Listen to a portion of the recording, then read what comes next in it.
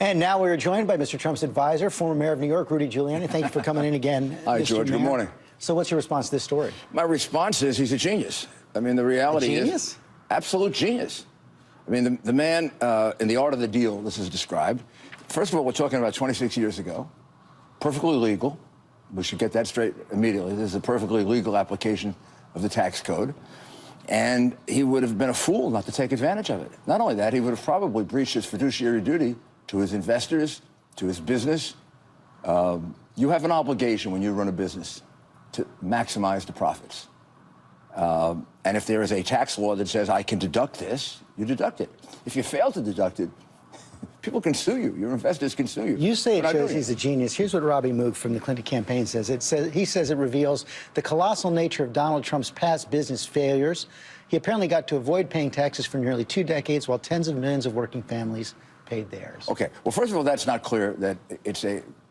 In other words, what was the loss? 1.8 billion? 916 million. 960 million. Well, last year, for example, he made $625 million.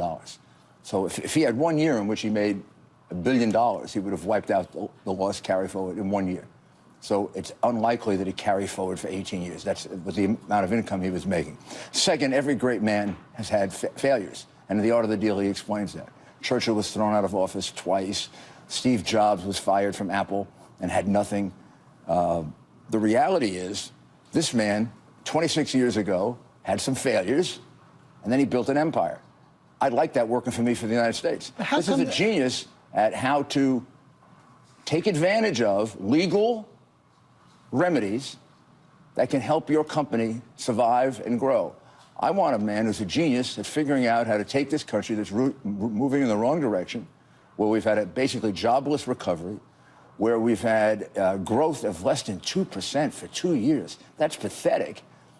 Don't you think a man who has this kind of economic genius is a lot better for the United States than a woman? And the only thing she's ever produced, there's a lot of work for the FBI checking out her emails. You say it shows that he's a genius, but Mr. Trump himself in the past has criticized people for not paying taxes. He has this tweet from 2012.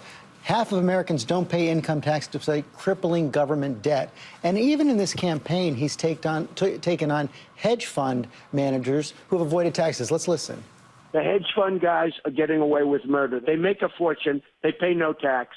It's ridiculous, okay? I know people that are making a tremendous amount of money and paying virtually no tax, and I think it's unfair. So why is this fair? Well, whether it's fair or not, if I run a company, and I do, right, and there are 5 deductions that are available to me, and I don't take them, the people who invested in my company can sue me for not doing that. And number 2, my obligation in that circumstance is to make the maximum amount of money and to save my company from the maximum amount of damage. He was a genius in being able to do that. Went down, came all the way back up. America needs a turnaround right now, and Donald Trump is a turnaround artist. Everyone believes, 67%, we're moving in the wrong direction. Nobody believes that Hillary Clinton can turn America around. It's going to be Obama 2, Obama 3, whatever you want to call it. Higher taxes, less jobs, 1% growth. We put our head down and we're just another country, OGG. This man is a man who knows what it feels like to fail and then how to come back from that. The statement from the Trump campaign doesn't say that he paid federal income taxes over those 18 years, did he?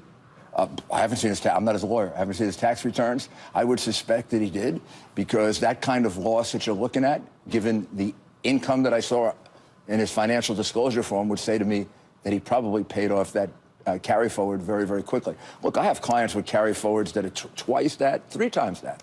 This is part of what you do in business.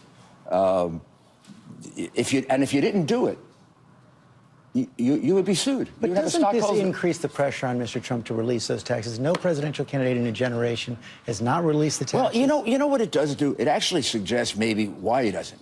Because nobody understands the tax code, and then they use it as if there's something wrong here. This was perfectly legal, and he was in a box. If he didn't do it, he'd get sued. So it suggests he doesn't want people to know that he didn't pay federal taxes. If you give me your money, right? If you give me your money, and I start a business, and there are 5 deductions available to me, and I say, well, I'm not going to take advantage of 2 of them because it may make me look bad when I'm running for president or something else, then you're going to sue me for not taking advantage of that deduction. And that is what happened here. And it shows you what a genius he is, how smart he is, how intelligent he is, how strategic he is. I want that working for me. I want to see if he can produce these kinds of results for us. But he's not going to produce the returns? He's going to produce the returns when the audit is finished so that everything is clarified so that people can't misinterpret what he did. But the returns from 2002 to 2008 are not under audit right now. But remember, this man has been audited every year. Never once has a criminal charge been brought against him. Never once has he been accused of violating the law. He understands the law, he operates within it. And he also understands, on the other side, how he can get sued if he doesn't take advantage of these benefits. I would rather have a person who understands the economy and is a turnaround artist than a person that is a failure, basically, as Secretary of State. Let's move on to last night. We showed in the piece earlier Mr. Trump mocking Hillary Clinton in that bout with pneumonia, also questioning whether she was loyal to President Clinton in their marriage. Is that a smart strategy? I didn't see last night, so I'm not sure about that. The reality is that she, at the end of the debate, and I think Saturday Night Live last night captured it beautifully when she said, "Oh, and by the way," and then she mentioned the woman's name, the model's name, and then she made it appear as if Lester Holt had brought it up. She had obviously been programmed to bring that up. So But Trump took the bait, didn't he? She brings up this woman.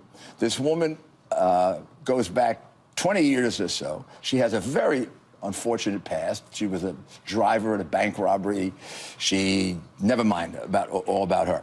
But the reality is that was something that she brought up. She brought that into this. She brought personal life into this. And he brought it up every single day since then. I'm asking, was that smart?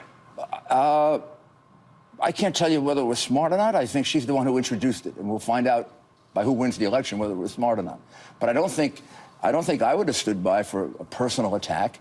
You want to bring personality into it, Hillary, and your husband has a history that he has, and you have a history of attacking the women that the only women victims she doesn't believe are the ones who say they were victimized by her husband.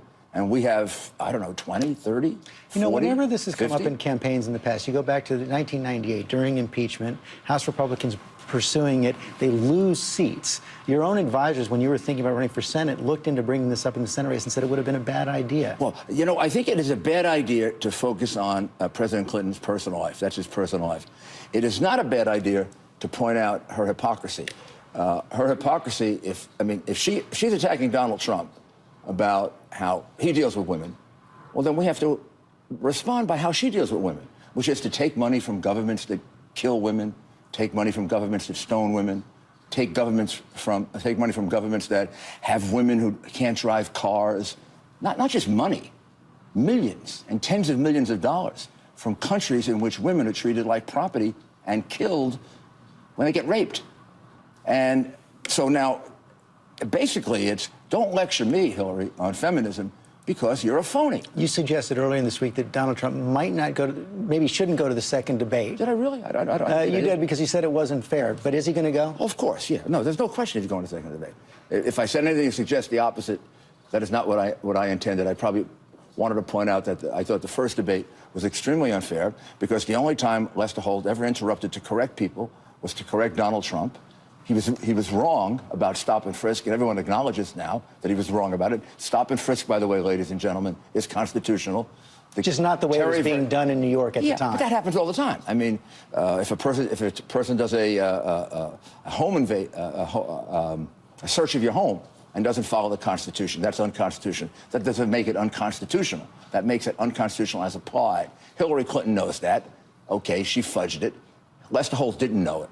And he shouldn't pretend to know it. Now, she misrepresented about TPP. She had said it was a gold standard. And she said, no, I only suggested it was, and I wasn't really, and she had made a very definitive statement. He never corrected her.